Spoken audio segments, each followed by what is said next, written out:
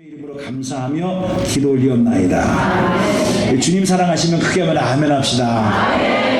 우리 하나님께서 1월 한 달도 여러분들의 삶의 구석구석에 간섭하시고 동행하셔서 지켜주셨는데, 그 신실하신 하나님 아버지께서요 2월 한 달에도 동행하시고 붙잡아 주셔서 은혜 가운데 잘 주님과 동행하는 복된 삶이 되기를 주님의 이름으로 축복합니다.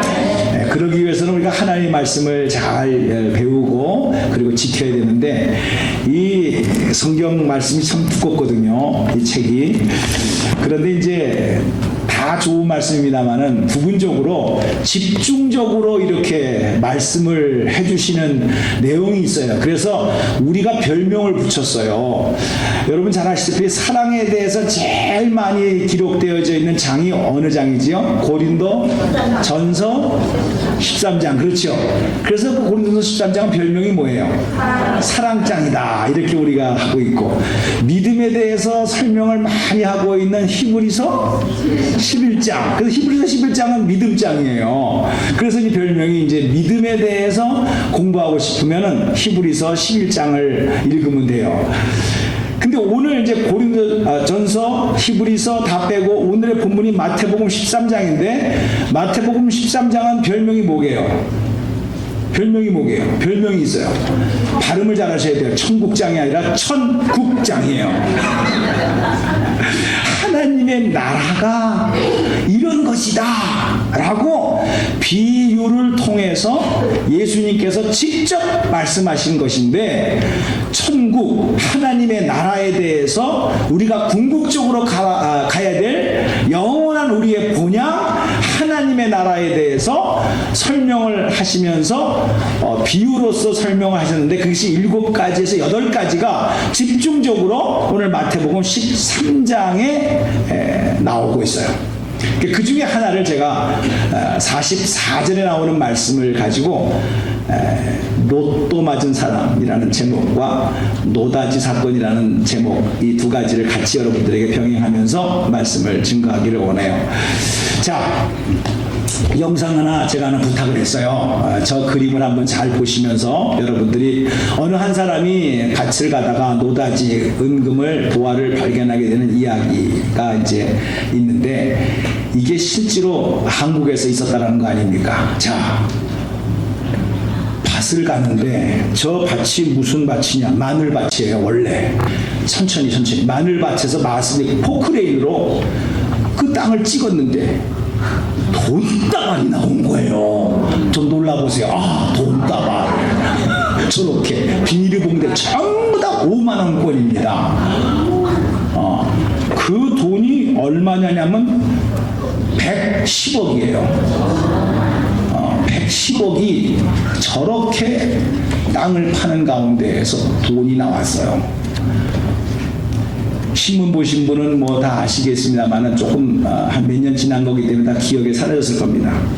전라북도 김제 한 마늘밭에서 기사가 포크레인이 저 마늘밭을 찍다가 저 돈다발이 발견이 되어져서 신고한 사건이에요. 돈이 뭐 한두 푼이에요 말이죠. 그것도 신권으로 5만원권으로 저렇게 많이 나와서 처음에는 110억 정도가 돼가지고 해서 또 그 주위의 땅을 더 파보니까 80억이 더 나왔다라는 거예요. 그 도대체 저 돈이 뭐냐라고 했더니만은 이게 불법 돈이에요. 어떤 사람이 불법 도박 사이트를 통해서, 이게 법을 통해서 한 것이 아니라 불법으로 장사를 해가지고 얻은 이익금이에요, 저게. 그런 돈은 은행에다가 맡길 수 없지요. 추적이 가능하니까. 그러니까 아는 사람 밭에다가 그걸 묻어놓은 거예요. 그런데 범죄 집단은 역시 범죄하는 사람들끼리 모여가지고 몰래 몇 사람이 그걸 파가지고 돈을 썬 거예요. 2억 정도를. 그러니까 이게 뭐 조폭들하고 연결된 거니까, 그래가지고 이게 나중에 걸릴 것 같아서 자기가 훔쳐간 것이 아니라 포크레인을 모르는 사람을 시켜가지고 여기를 파라 시킨 거예요. 그러니까 포크레인 기사는 뭣도 모르고 판 거지요. 그 돈이 나왔거든요. 그러니까 이 사람은 네가 파다가 발견돼서 네가 가져간 게 아니야. 뒤집어 씌우려고 이렇게 포크레인한테 뒤집어 씌우려고 한 거지요. 그러니까 포크레인은 그게 아니었잖아요. 자기는 시켜서 한 것뿐인데 그 돈을 가져갔다라고 막 이렇게 해대니까는 그 사람 신고를 해버린 거예요. 그래서 밝혀진 거예요. 저게 땅에다가 묻은 돈이에요. 저게 오늘 본문 말씀은 땅에다가 묻은 돈을 발견한 사람의 이야기입니다. 성경에 별 얘기가 다 있어요. 자, 이 아이에게 배경은 실제로 그렇습니다. 지금도 저렇게 땅에다가 묻는 21세기에서도 묻는데 2000년 전 그것도 은행도 없는 저 이스라엘 저 시골에서 농사짓는 땅에서 일어났던 일이었어요. 그 당시에도 법은 있었습니다.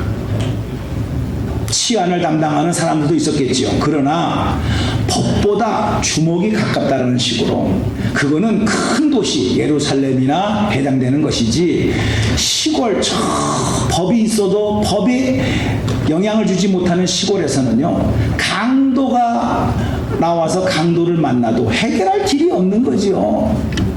그러니 어쩌다가 돈을 갖게 돼도 그 당시 2000년 전에 무슨 은행이 있었겠습니까? 그러니까 자기 집안에다가 숨겨놓는다거나 자기 밭에다가 몰래 항아리에다가 담아서 금은보화를 그렇게 숨겨놓는 것이 아주 다반사였어요. 그러니까 자기가 돈이 생기면 거기다가 집어넣고 필요할 때는 또 몰래 밤에 가서 그 돈을 꺼내가지고 그래가지고 사용하고 그렇게 돼서 생활을 했는데 그건 정상적인 때지요. 그러나 사람이 죽는 걸 언제 알아요? 자기만이 알고 있는 비밀로 해놨다가 그 사람이 갑자기 무슨 일로 인해서 사고를 당했다거나 뭐 누가 살인을 했다거나 해가지고 죽게 되면 그 장소를 아는 사람이 아무도 없는 거예요. 그냥 10년이 지나고 20년이 지나고 발견될 때까지 그 보물은 땅속에 숨어 있는 거예요. 그런 상황입니다. 근데 이제 어떤 농부가 아무 생각 없이 밭을 갈다가 툭 소리가 난 거지요. 이게 뭐야 하고서 깊게 파보니까 무슨 항아리가 나오고 항아리에 보니까 거기에 금은보화가 담겨져 있었다. 이렇게 성경은 말씀하고 있는 거죠. 성경 한번 다시 한번 볼까요?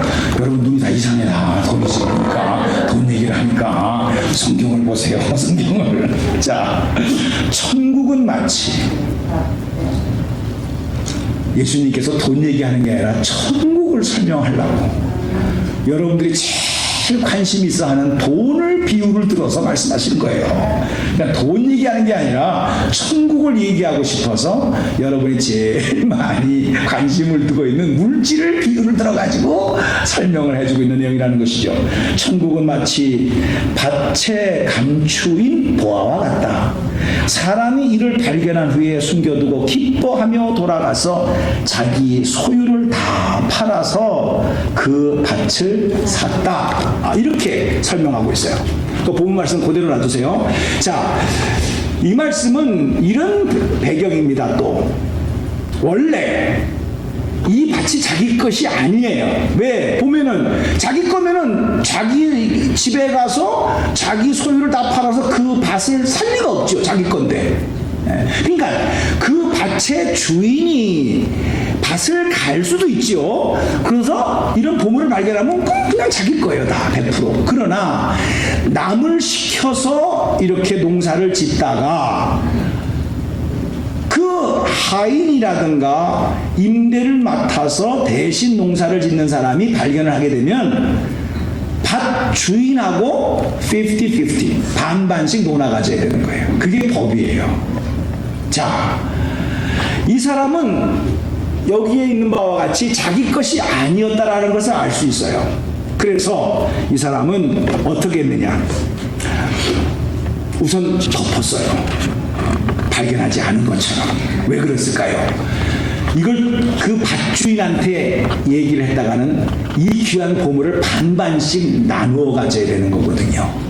그러니까 그럴 생각이 없었던 것 같아요. 이것을 다 가져야지 라는 생각을 듣고 몰래 그것을 땅을 덮어가지고, 그래서 이제 자기의 전 재산을 다 팔아가지고, 그래서 그 땅을 사야 되겠다 이렇게 생각을 한 것이죠. 물론 밭주인은 자기 밭에 그런 보물이 있는 거라는 걸 모르죠. 자, 그 사람은 생각을 했을 것입니다. 이 밭이 얼마나 값이 나갈 것인가, 또 이 보물의 값어치가 얼마나 될 것인가, 이런 계산을 해봤을 거 아니겠어요. 그래서 내가 가지고 있는 돈이 얼만데, 이걸 팔아서 얼만데, 이걸 밭을 사고, 그 밭을 샀더라도 그 값어치가, 그 보물이 밭 산 것만큼 똔똔이면 사겠어요, 안 사겠어요? 살 필요 없죠. 훨씬 더 많으니까 그 밭을 사겠다는 그런 계산이 있었던 거 아니겠어요?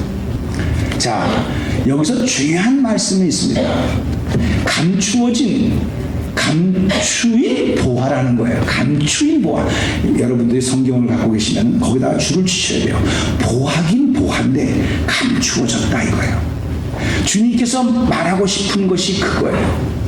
자, 보화는 분명히 있는데 그 보화가 어떤 사람에게는 마치 발견하지 못했기 때문에 감추어진 보화와 같고, 어떤 사람에게는 발견이 되어져서 그 보화가 이렇게 귀한 거로구나 라는 것을 발견했다는 말이에요.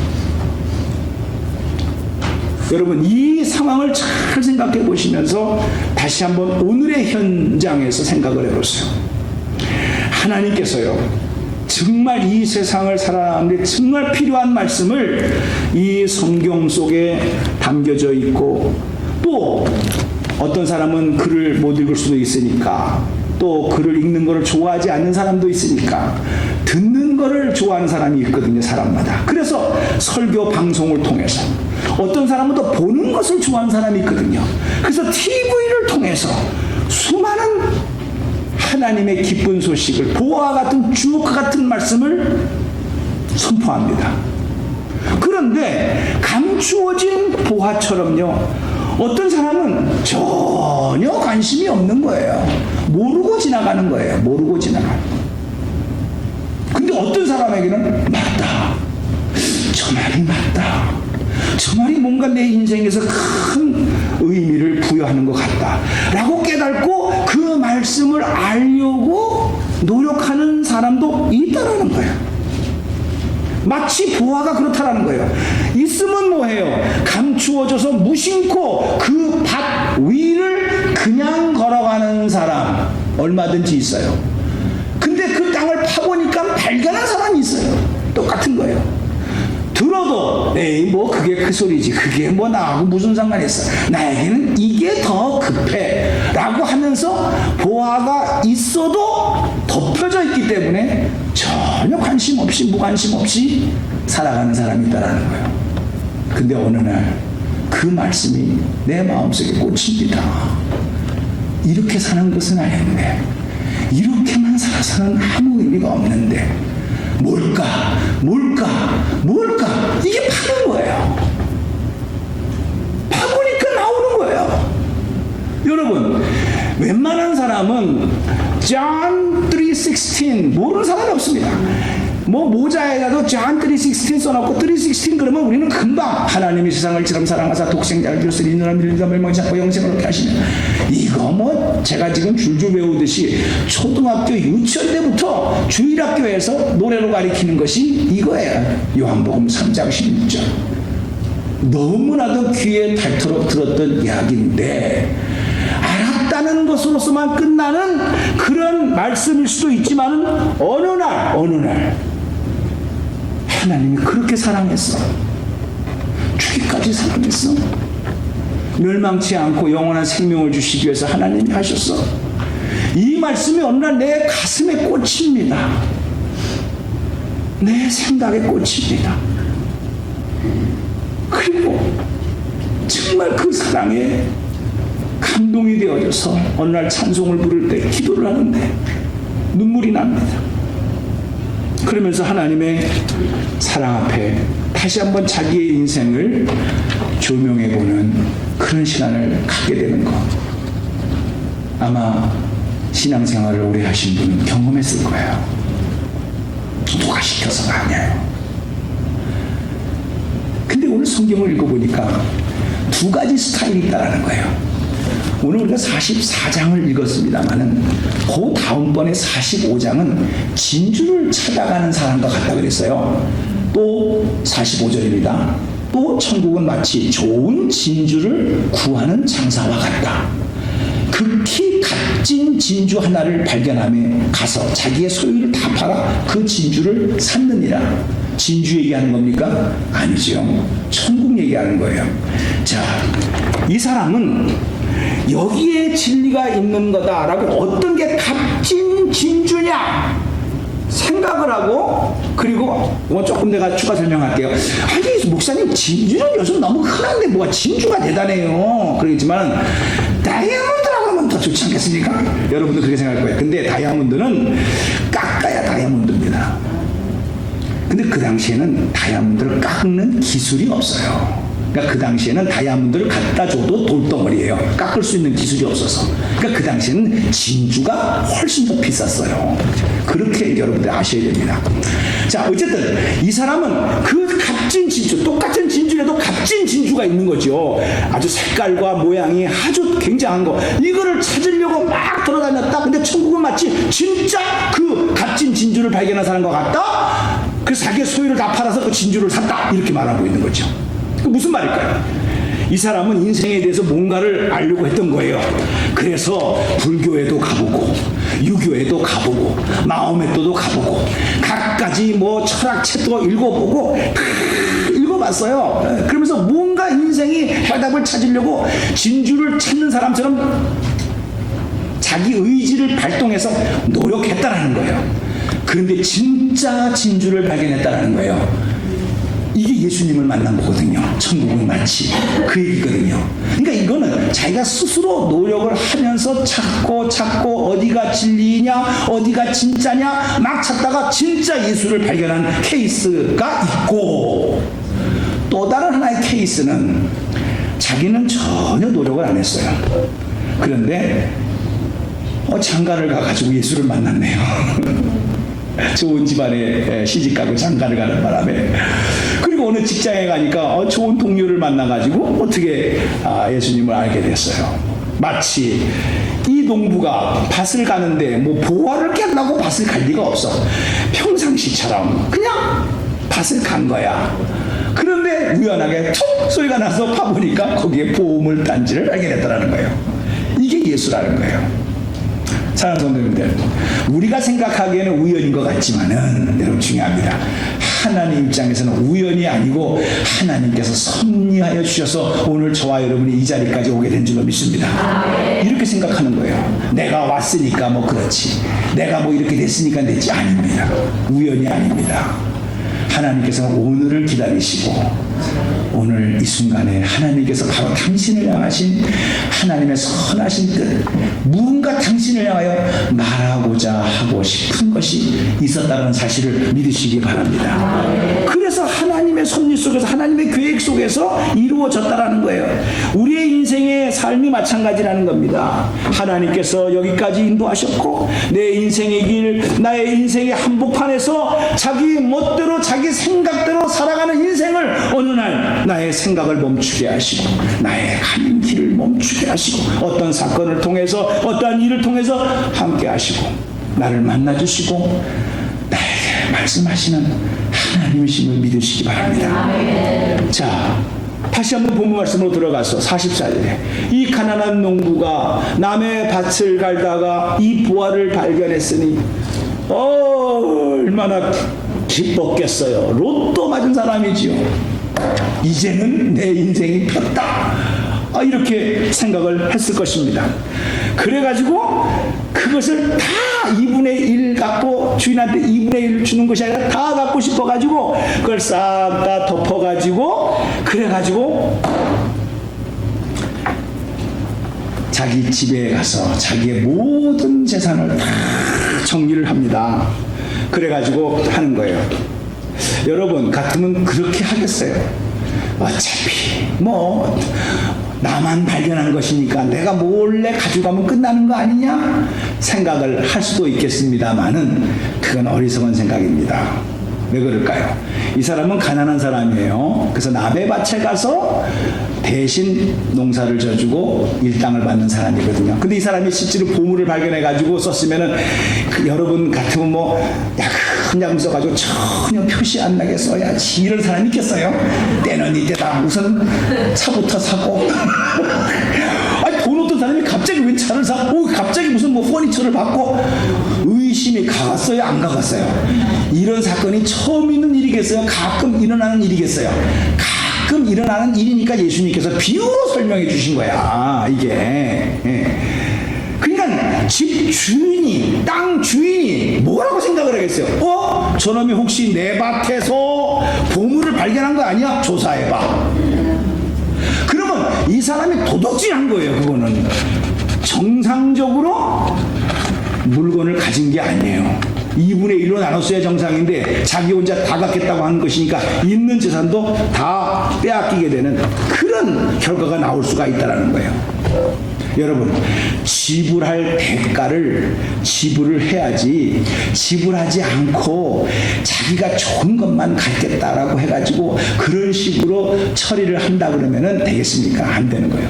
그러니까 이 사람은 지혜를 쓴 거예요. 이것은 다 갖고 싶은데 합당하게 정상적으로 가지려면 어떻게 됩니까? 그 밭을 사야 되는 거예요. 이게 자기가 지불하는 겁니다. 사랑하는 선생님들, 저는 여기에서 신앙생활을 하는 과정 속에서 여러분들이 뭐 조금 전에 헌금도 하셨고 또 내일 나오세요. 그래서 같이 헌신도 하시고 봉사도 하세요. 여러 가지 교회 일을 하다 보면은 그런 직분도 맡고 헌신도 해야 되고 물질 봉사도 해야 되고 시간 봉사도 해야 되고 달란트 봉사도 해야 되고 여러 가지 그런 일이 많습니다. 목사님, 너무 교회에서 시키는 것이 많아요. 내가 필요한 말씀만 탁탁 가져가고 아멘 아멘 하면 되는 거 아니겠습니까?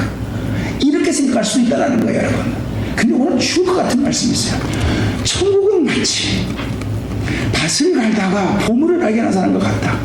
근데 그 사람이 진행하는 방법이 보물만 가져간 게 아니라 밭을 샀다 그랬어요. 밭을. 여기서 밭이 뭘까요? 밭이 중요한 원리입니다. 내가 교회에 왔으면 내 필요한 말씀만 딱 듣고 아멘하고 그냥 봉사도 안 하고 헌신도 안 하고 그냥 가면 끝나는 것이지 뭐 교회 와서 이거 하라 저거 하라 복잡해. 그러면 보물만 가져가겠다라는 거예요. 그 사람 약은 사람 같지요? 그 사람 잘하는 것 같지요? 불법으로 행하는 겁니다. 밭을 산다라고 하는 것은 그 교회 생활, 신앙 생활, 우리가 교회에 와서 보기 싫은 사람 볼 수도 있고 하기 싫은 일 할 수도 있어요. 이게 밭이에요. 그 속에 하나님의 말씀이 있고 그 속에 하나님의 주옥과 같은 사랑이 있어요. 그거를 발견하는 거예요. 내가 그 필요한 것만 딱딱 집어서 간다고 해서 되는 것이 아니라는 거예요. 천국은 마치 이거라는 거예요. 그러니까 나는 교회를 안 나가. 보기 싫은 사람 많어. 뭐 돈 내라는 거 많어. 헌신하는 잔소리 듣기 싫어. 나는 집안에 딱 앉아서 내가 필요한 말씀만 들으면 돼. 그게 정상적일 것 같아요. 그렇다고 한다면 하나님 말씀에 예수님께서 밭을 살 이유가 없다. 몰래 보물만 빼가면 된다. 이렇게 썼을 거예요. 천국은 마치. 제가 이번에 깨달은 말씀이 그겁니다. 또한 그 사람이 밭을 사기 위해서 자기의 소유를 팔았다고 그랬어요. 기쁜 마음으로 팔았다고 그랬어요. 파는 것은 잃어버린 겁니다. 그러나 얻을 것을 생각하니까 그 사람은 결코 그것이 희생이 아니었다라는 거예요. 여러분이 뭐 상당히 교회에서 희생을 많이 하고 있다라고 생각할 수가 있어요. 진짜 그래요. 헌신하는 사람 보게 되면 정말 힘에 겹도록 헌신을 하고 수고를 하는 모습을 보게 되면 야, 어떻게 저렇게 저 사람은 아무것도 많지도 않는데 자기 돈을 들여가면서까지 저렇게 헌신을 하고 수고를 하는가, 이해가 절대로 안 되지요, 세상 사람들은 보기에. 근데 이 사람은 감추는 보화를 발견한 사람이에요. 바보가 아니에요. 세상 사람들이 그 보화를 못 보았기 때문에 저 사람 참 바보네, 어떻게 번 돈인데 그걸 왜 교회에다 다 갖다 줘. 여러분도 이번에 연간 1년 동안 헌금한 금액이 얼마냐, 깜짝 놀란 분들, 내가 이렇게 1년 동안 많이 했어? 애껴야지 이제는. 이렇게 다짐하셨으니까. 저도 깜짝 놀랐어요. 이렇게 많이 했나, 우리 살림에. 참 감사한 거죠. 이렇게 낼 수 있어도. 그래도 다 살아왔잖아요.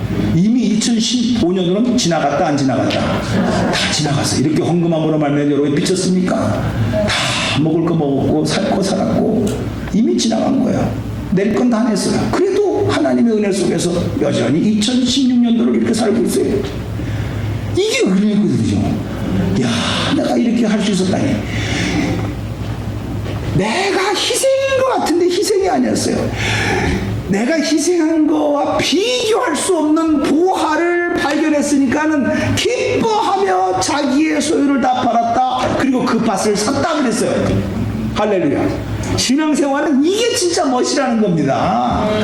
여러분, 그 보화를 발견하지 않고 내라고 그러니까 억지로 내, 눈치로 내, 뭐 짜증내면서 내, 불평하면서, 그러니까 무거운 거예요. 무거운 거예요. 그러나 진짜 보화를 발견한 사람한테는요, 저 사람한테 당신 무거워? 내가 왜 무거워? 조금 있으면 그 엄청난 보화를 내가 가질 텐데, 내 소유가 될 텐데. 그게 희생이 아니에요.